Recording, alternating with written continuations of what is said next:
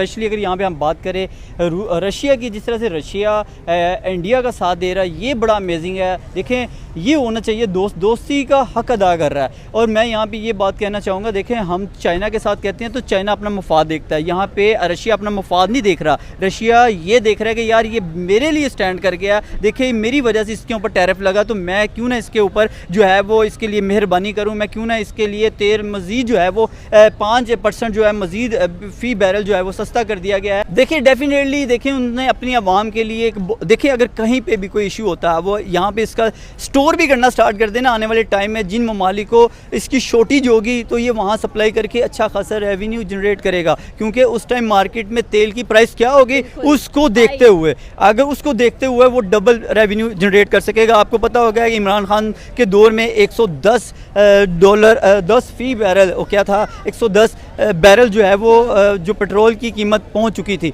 तो मैं यहाँ पे ये कहना चाहूँगा कि भाई इंडिया की अगर हम बात करें ना, तो इंडिया एक अच्छी स्ट्रेटजी के साथ मैदान में उतरा है और अपना फ़ायदा सोच रहा है। देखिए हम यहाँ पे अपने हमसाया मुल्क भारत की बात करें, उसने डेफिनेटली अपनी इकोनॉमी को स्ट्रॉन्ग किया है, उसने इकोनॉमी को, क्योंकि उसने मेड इन इंडिया को प्रेफर किया। आपकी यहाँ पे गाड़ी नहीं बनती, हम तो वेस्ट से मतलब पे इन्हिसार होते हैं कि वेस्ट से गाड़ी बन के आएगी, इम्पोर्टेड गाड़ी है। इंडिया हमारा दुश्मन है, इंडिया हमारा दुश्मन है, इंडिया हमारा दुश्मन है। वो कहाँ से दुश्मन आ गया? अभी देखो ना, बॉर्डर खोलो, बॉर्डर खोलो, अब मैं देखता हूँ वीज़ा फ्री कर दो, सारा पाकिस्तान उधर होगा। कौन सा दुश्मन है? एवं बे ड्रामेबाजी की हुई यार, बेफजूल। इंडिया हमारा दुश्मन है, 14 अगस्त मनाओ, फलाना मनाओ। यूरोप वाले पागल हैं, वो तो नहीं मनाते 14 अगस्त, वो तो जश्न आज़ादी नहीं मनाते हैं। चाइना वाले तो नहीं मनाते। ये करोड़ों रुपए तुम लगा देते हो झंडों पे। यही झंडे किसी बच्ची के हमसाये से पूछो कि तेरी बच्ची ब्याने वाली है, उसको ये पकड़ी बीबी, ये अपने इंडिया में ऐसा नहीं। देखो मोदी जी कुछ भी हैं, लेकिन उस बंदे ने अपने मुल्क को वो आसमान पे ले गया, वो ऐसे ही चांद पे ले गया वो।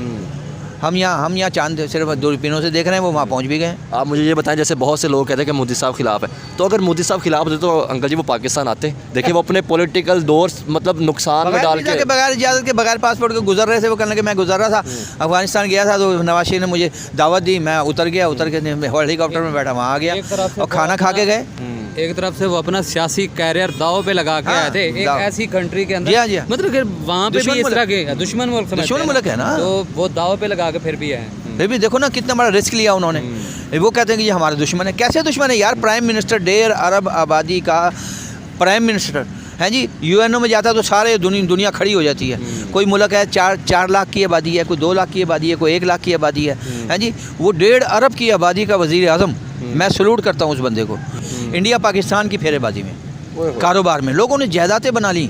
वो दौर आज तक हमें नहीं भूलता यार। $5,000 हमने एक फेरे पे कमाए, 1 महीना रहे, वहाँ से वापस आ गए हैं। हिंदुस्तान के साथ ट्रेड करके $5,000 खुद कर रहे थे, हम खुद फेरेबाजी करते थे, खुद माल लाते थे, खुद बेचते थे। $5,000 हम महीने वो फेरे पे कमाते थे, वहाँ रहते थे। 1 महीना होटलों में बेहतरीन आयाशी फुल। समटाइम्स हाँ, कैसे देयर प्रोपागेंडास, जो वो प्रोपागेंडास करते हैं, कुछ मुसलमान करते होंगे, लेकिन most of them are very loving and caring. और मुसलमान जो हैं वो मशहूर हुए भी इसी वजह से थे कि वो बहुत ज़्यादा अपनाइयत का इज़हार करते थे, and they are very caring and loving. Hindus propaganda कैसे करते हैं? लाइक वो हमारे रिलीजन का मजाक उड़ाते हैं, हिजाब कोई पहन ले तो उसकी बेइज्जती करते हैं। आपने बहुत सारे केसेस देखे होंगे, जो वहाँ पे एक बहुत फेमस केस था जो कॉलेज की लड़की करते हैं पाकिस्तानियों यूट्यूब के जरिए। यूट्यूब के जरिए वो कैसे? अपने एक तो अकाउंट्स उनके बने हुए हैं ना, उनको व्यूज इसी चीज के आ रहे हैं, थंबनेल कुछ भी लगा दो और उसमें व्यूज कमाओ। कैसी कैसी बातें रशिया की, जिस तरह से रशिया इंडिया का साथ दे रहा है, ये बड़ा अमेजिंग है। देखें ये होना चाहिए, दोस्ती का हक अदा कर रहा है। और मैं यहाँ पे ये बात कहना चाहूँगा, देखें हम चाइना के साथ कहते हैं तो चाइना अपना मुफाद देखता है, यहाँ पे रशिया अपना मुफाद नहीं देख रहा। रशिया ये देख रहा है कि यार ये मेरे लिए स्टैंड कर गया, देखिए मेरी वजह से इसके ऊपर टैरिफ लगा, तो मैं क्यों ना इसके ऊपर जो है वो इसके लिए मेहरबानी करूँ, मैं क्यों ना इसके लिए तेल मज़ीद जो है वो 5% जो है मज़ीद फ़ी बैरल जो है वो सस्ता कर दिया गया है। आप ये अंदाज़ा लगाएं कि अगर इस टाइम अगर 60 बैरल फ़ी बैरल जो है वो तेल था था उसे बल्कि 56 या 57 के नियर अबाउट जो है वो फी बैरल जो है वो तेल मिलता हुआ हमें दिखाई दे रहा है इंडिया को। तो इंडिया भाई चमक रहा है और दिखाई दे रहा है कि भाई वो अपना स्टैंड लेगा। देखिए जी उसको अमेरिका से क्या मिलना था, अमेरिका के साथ देखिए अगर पाकिस्तान ने दोस्ती का हाथ बढ़ाया तो 19% तो पाकिस्तान पे भी लगा दिया। पाकिस्तान को क्या बेनिफिट दिया जी, पाकिस्तान से तो हम ये कहते हैं जी पाकिस्तान के साथ उसने ताल्लुकात बेहतर किए और पाकिस्तान पे टैरिफ ज़ीरो है,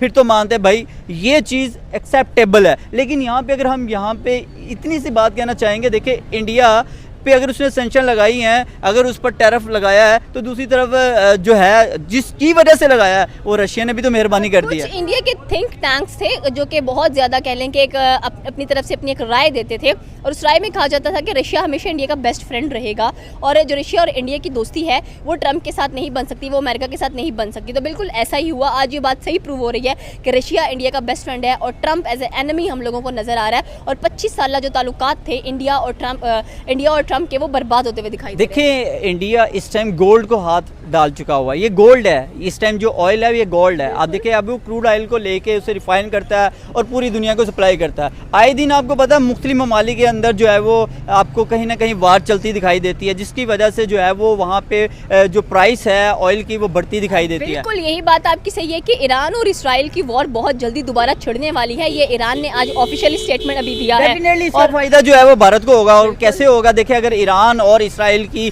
दोबारा से जंग स्टार्ट हो जाती है तो ईरान एक बहुत बड़ा एक्सपोर्टर है जो दूसरी दुनिया को जो है दूसरे ममालिक को तेल सप्लाई करता है। लेकिन अगर वहाँ से तेल सप्लाई होना बंद हो जाएगा कुछ अर्से के लिए, अगर जंग स्टार्ट हो जाती है, उसका जो है बेनिफिट इंडिया उठाएगा। अगर वही ऑयल जो क्रूड ऑयल है उसको अगर रिफाइन करके महंगा करके दूसरे ममालिक को जब सेल करेगा तो अच्छा रेवेन्यू जनरेट कर सकेगा और साथ में अपने मुल्क की इकोनॉमी को बेहतर करता दिखाई देगा। देखिए अगर किसी हद तक देखा जाए पिछले कुछ अरसे में जिस तरीके से इंडिया मुसलसल रशिया से तेल लेकर उसे रिफाइन करता है, दुनिया को सप्लाई करता है, उसने अच्छा खासा जो है उससे रेवेन्यू जनरेट किया, दुनिया को सप्लाई करके पैसा कमाया अपने मुल्क के लिए, अपने अवाम के लिए। तो कहीं ना कहीं मोदी जो है ना वो अपनी अवाम के लिए बहुत अच्छा काम करता दिखाई दे रहा है। दूसरी तरफ अगर आप पाकिस्तान की बात करें तो पाकिस्तान हमेशा से अमेरिका का पिट्ठू रहा है और मुझे ऐसा लग रहा है कि आज भी अगर हम अमेरिका की बात करें तो अमेरिका से हमें मिलना कुछ नहीं है, बाकायदा हम सिर्फ वो हमसे बेनिफिट ले जाएंगे, हमसे फ़ायदा उठाएंगे। क्योंकि अभी रिसेंटली अगर देखा जाए तो डोनाल्ड ट्रंप ने जिस तरह से पाकिस्तान पे मेहरबानी का दरवाज़ा तो खोला है लेकिन इतना ख़ास नहीं। देखिए अभी रिसेंटली 19% टैरिफ लगाया, या तो अगर इतनी मेहरबानी करनी थी तो पाकिस्तान पर हर तरह की सेंक्शंस, हर तरह का जो टैरिफ है वो हटा दिया जाता है और पाकिस्तान को कहा जाता है कि भाई हम आपके दोस्त हैं। लेकिन उसमें भी उनका मफाद है, उन्हें पाकिस्तान के मादियाँ नज़र आ रहे हैं उन्हें, यानी कि डेफिनेटली अगर कहीं ना कहीं बात की जाए तो वो डायरेक्टली या इनडायरेक्टली अपना फ़ायदा लेना चाहता है अमेरिका। तो अमेरिका अपने फ़ायदे के बगैर कभी भी पाकिस्तान का साथ नहीं देता। अभी रिसेंटली अगर जब इससे कुछ अर्सा पहले की बात करें तो तब भी यहाँ पे अगर कोई जिस तरह से अमेरिका ने वो जंग छेड़ी थी अफ़गानिस्तान से तो वो सिर्फ पाकिस्तान में वो मतलब वो सारी की सारी वो पाकिस्तान पे डाल दी गई और पाकिस्तान ने उसको भुगता और पाकिस्तान पे जितने यहाँ पे यहाँ पे दहशतगर्दी हुई, पाकिस्तान में जितने सिपाही हुए, मतलब हर तरह की बात की जाए तो पाकिस्तान को कहीं ना कहीं लेट डाउन किया गया। हम तो ट्रंप को सवाल नहीं करते, हम क्योंकि हमारे पास इतनी जान नहीं है ना, हम पिट्ठू हैं, हम हमेशा से जो है वो कर्जा लेते हैं और हम हमेशा से जो है वो ये कह सकते हैं कि हमेशा से जो है वो उनके अंडर रह के काम करने वाले लोग हैं। हमारे में इतना जिगरा, इतनी हिम्मत, इतनी स्टेबिलिटी नहीं है कि हम अमेरिका की आंखों में आंखें डाल के ये कह सकें कि भाई हमें नहीं चाहिए तुमसे, तुम्हारा ना पैसा चाहिए ना हमें तुम्हारी कोई चीज़ चाहिए। लेकिन हम अमेरिका के सामने झुकेंगे, हम हमेशा ही झुकते आए हैं। तो अब ये डोनाल्ड ट्रंप हो, यहाँ पे जो बाइडन हो, बुश हो, कोई भी आ जाए, हम हमारा मफाद हमेशा की बेवकूफ़ियाँ भारत के रास्ते सीधे करता जा रहा है और रशिया सस्ते से सस्ता तेल देता जा रहा है। देखें हमारा इतना बड़ा दोस्त जिसे हम चाइना कहते हैं, हमने कभी उसका सही से बेनिफिट नहीं लिया कि भाई हम आंखें दिखा दें अमेरिका को, भाई चाइना हमारे साथ है, हमारे साथ रशिया को आप मिला लो, आप इंडिया के साथ ताल्लुकात बेहतर कर लो, आप अपने रिलेशन जितने आपके नेबर्स हैं उनके साथ रिलेशन बेहतर कर लो। यकीन करें कि आप आंखों में आंखें डाल के बात करेंगे ना तब आपकी वर्थ बनेगी। आप हमेशा से ही गुलामी करते आए हैं और मुझे लगता है कि आप हमेशा गुलाम ही रहेंगे, क्योंकि गुलाम कौम कभी भी आज़ाद नहीं हो सकती। अगर आज आप बता दें कि आप आज़ाद हैं, नहीं आज़ाद हैं, तो मैं नहीं मानता कि अगर आप यहाँ पे अब जिस तरह से यहाँ पे डोनाल्ड ट्रंप की बात की जाए, डोनाल्ड ट्रंप को आंखों में आंखें डाल के इस तरह से मोदी ने बात की है, आपका कोई वज़ीर आज़म, आपका कोई चीफ ऑफ आर्मी स्टाफ, आपका फील्ड मार्शल, कोई भी बंदा आंखों में आंखें डाल के बात नहीं कर सकता ऐसे। तो क्या वजूहात नज़र आती हैं कि हम जो वो कहते हैं हम कहते हैं ठीक जी सरकार ठीक है हम आपकी बात मान लेंगे, लेकिन इंडिया ऐसा नहीं करता, मोदी ऐसा नहीं करता। अभी भी देख लें उसकी बहुत बड़ी कामयाबी है कि 5% और कम क्रूड ऑयल दिया जा रहा है। देखिए डेफिनेटली देखिए पाकिस्तानी ने अपने आप को खुद गंदा की है। उनकी जो आजकल हरकतें हैं, मतलब कि जिससे हम लोग बाहर निकल रहे हैं और हम लोग आवाज़ उठा रहे हैं, ये हम अपनी तरफ से गलत कर रहे हैं। हम यहाँ पे गलत है, जिसकी वजह से ना सिर्फ हम अपने मुल्क में बदनाम हो रहे हैं बल्कि हम पूरी ओवरऑल कंट्रीज़ में बदनाम हुए हैं, सिर्फ इसलिए क्योंकि हम लोग ने जब अपने आप के अपने मुल्क को खुद ही गंदा की है, तो हम बाहर भी कहाँ पे अच्छे रह सकते हैं, बाहर भी हम गंदे हैं। इसलिए क्योंकि हमने जब यहाँ पे पीटीआई का जलसा हो रहा है, अब यहाँ पे बहुत से लोगों को नुकसान उठाना पड़ रहा है, बहुत से लोगों को नुकसान उठाना पड़ रहा है। क्यों उठाना पड़ रहा है? क्योंकि हमने किसी का लिहाज नहीं किया और हमें यहाँ पे ये बताया जा रहा है कि बहुत से लोगों को मारा जा रहा है, पीटा जा रहा है। क्यों पीटा जा रहा है? लेकिन ये नहीं हम बता रहे कि हम लोग की अपनी गलती है। तो जब हम अपने मुल्क में रह के अपने आप को ख़राब करने, अपने आप को गंदा पेश करने, तो अगर हम ये तो रखते हैं कि अगले बाकी कंट्रीज हमें अच्छा समझेंगे, तो ये हम खुद गलत हैं। हम अपनी कंट्री में, आपने अपनी कंट्री के हालात बताए ना, जब हम लोग बाहर जाते हैं, फॉरेन कंट्रीज में जाते हैं, वहाँ हम बदतमीजियाँ क्यों करते हैं, जिसकी वजह से हम लोग मुसलमानों का भी नाम खराब करते हैं, रिलीजन का भी। ये हम गलत करते हैं, ये इस पे है कि हम गलत करते हैं क्योंकि ये हम लोग अपनी कंट्री को पेश कर रहे होते हैं कि हम लोग इस कंट्री से बिलोंग करते हैं और हम लोग ये गलत कर रहे हैं। अगर हम लोग ऐसा करते हैं बाहर जाके, ये गलत है और इन पर रिएक्शन बनता है। कि क्यों करते हैं? रेप हम करते हैं, वहाँ उनके कानों में जाकर अल्लाह अकबर हम बोलते हैं। कोई नॉन मुस्लिम गुजर रहा होगा, उसके सामने ऊंची ऊंची आवाज में रास्ते पर अजाने देने लग जाते हैं। हम अपने रिलीजन को बदनाम कर रहे हैं, सिंपल सी बात है। ये हम अपने रिलीजन को बदनाम कर रहे हैं। हम लोग नई न्यू जनरेशन है और न्यू जनरेशन जब ऐसी होगी तो हम लोग क्या कह सकते हैं कि पिछली जनरेशन क्या, क्योंकि अगर बाहर के मुल्क में हम लोग अपने आप को बदनाम कर रहे हैं तो क्या पीछे रह जाता है कि हम लोग ने अगर बाहर जाके लड़कियों को तंग करना है, उनको हरेस करना है, उनके बारे में करना है हमने, तो ये हम गलत करते हैं। Why we hate non-Muslims? No, Why we hate non-Muslims? नहीं करते, नथिंग नहीं करती हूँ। आप नहीं करते ना, लेकिन मैं ओवरऑल सोसाइटी की बात कर रही हूँ। क्योंकि सिर्फ हम इसलिए नहीं उनको हेट करते हैं क्योंकि वो मुसलमान नहीं है। हालांकि जो मुसलमानों वाले काम है वो सारे वो बाहर के ममालिक में हो रहे हैं। मसलन ये कि अगर आवाज़ उठाई जाती है, और आवाज़ उठाना बाहर के ममालिक का है। अब यहाँ पे जब हम रेप का सीन आया था तब किसी ने आवाज़ नहीं उठाई। बाहर के ममालिक में अगर रेप ज़रा से भी उनको बल्कि फिजिकल तौर पे भी ज़रा टच हो तो उस पर आवाज़ उठाई जाती है कि उस पर कहा जाता है कि इस शख्स ने गलत किया तो इसको सूली पर चढ़ा दिया जाए। हाँ, लेकिन हम यहाँ पर नहीं कर सकते। ये कहना चाह रही हूँ कि हमारी कम्युनिटी नॉन मुस्लिम से नफरत क्यों करती है? हमारी कम्युनिटी नॉन मुस्लिम से नफरत इसलिए करती है क्योंकि वो बस मुसलमान नहीं है। मुझे लगता है कि ये कुछ एक्यूजेशन भी लगाते हैं, पाकिस्तानियों को बदनाम करते हैं, इतना ज़्यादा उनका वैल्यू जो है वो डिग्रेड कर रहे हैं। हालांकि ऐसा नहीं है, पाकिस्तानी बाकी कंट्रीज़ में जाके ऐसा नहीं करते। तो मैं तो यही कहूँगी कि ये नाम बता दे, हम किस कंट्री में जाकर ऐसा नहीं करते, एक नाम बता दे। मुझे लगता है कि जो सारी जो एजुकेटेड अवाम है पाकिस्तान की वो बाहर ही जाती है। आप खुद देखें ना कि यहाँ पे जो एजुकेशन का सिस्टम है, अगर यहाँ पे जॉब अपॉर्चुनिटीज़ दी जाएं तो मुझे नहीं लगता कि पाकिस्तानी बाहर जाके फ्रॉड करेंगे।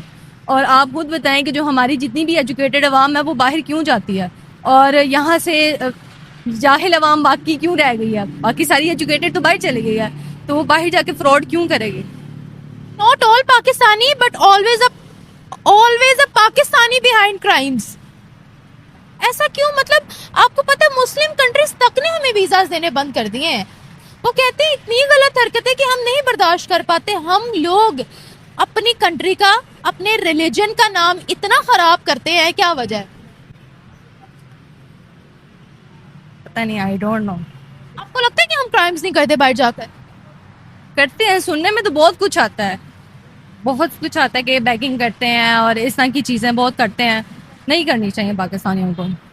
मतलब को कितनी देर आपने पहले हिंदुस्तान विजिट किया था, कितने साल हो गए? देखिए, वो जब शेख रशीद था ना, अच्छा, तो उस दौर में उससे 5 साल पहले मैं गया था। उसके बाद आज से 15 साल पहले, 20 साल पहले, 20 साल पुरानी बात है। ठीक है। अब 20 साल पुराने आप वहाँ पे देखें, आपने विजिट किया, वहाँ पे कैसी डेवलपमेंट थी और अब कैसी डेवलपमेंट? अब तो सुना मेट्रो, अब मेट्रो जी मेरे बात बनी है, मेट्रो वहाँ बनी है। मुझे रिश्तेदार बता रहे हैं, कह रहे यार हमारे नीचे से मेट्रो गुजर गई और हमें पता ही नहीं कि सुरंग भी बन गई, पता ही नहीं चला मिट्टी के हम गई कहाँ, वो कैसे गई।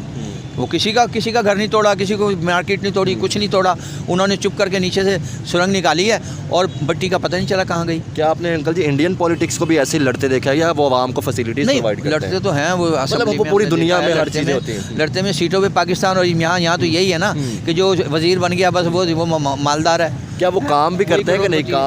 काम देखो जी, पाकिस्तान और यहाँ की सियासत जो है ना वो एक ही है। अच्छा। वो बदमाशी MNA बनेगा, बदमाशी मिनिस्टर बनेगा। शरीफ आदमी तो मेरे जैसा तो बन ही नहीं सकता।